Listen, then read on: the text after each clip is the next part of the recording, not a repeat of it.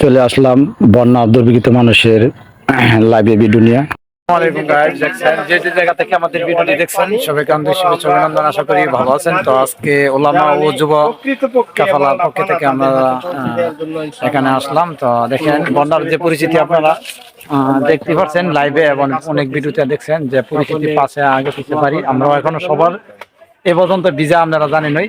তো ভিজা মানুষের বাড়িতে ত্রাণ দিছি এবং আপনাদেরকে তাদের কোনো ভিডিও ফুটেজ আমরা তুলে ধরি নাই বা দিব না, যেটা নিজের খারাপ লাগে। তো আমরা নিজেরা ভিডিওর ভিতরে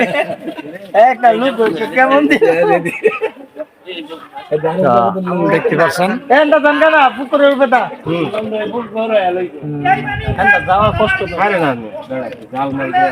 পরিস্থিতি যে চতুর্দিকে তার পানি আমরা দেখতে পাচ্ছি।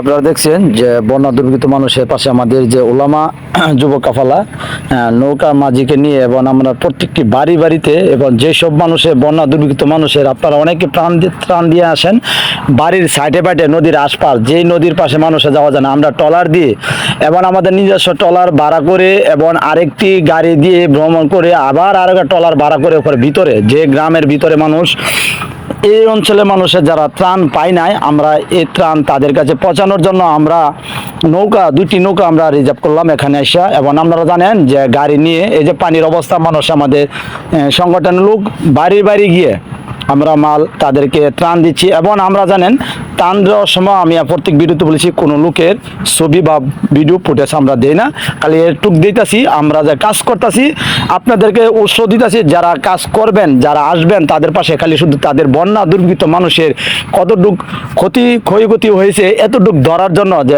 দেশবাসী আপনারা দেখবে এবং তাদের পাশে দাঁড়াক। এবং তাদের পাশে না, বন্যা যত পাশে আছে যাদের বন্যাতে সমস্যা তাদের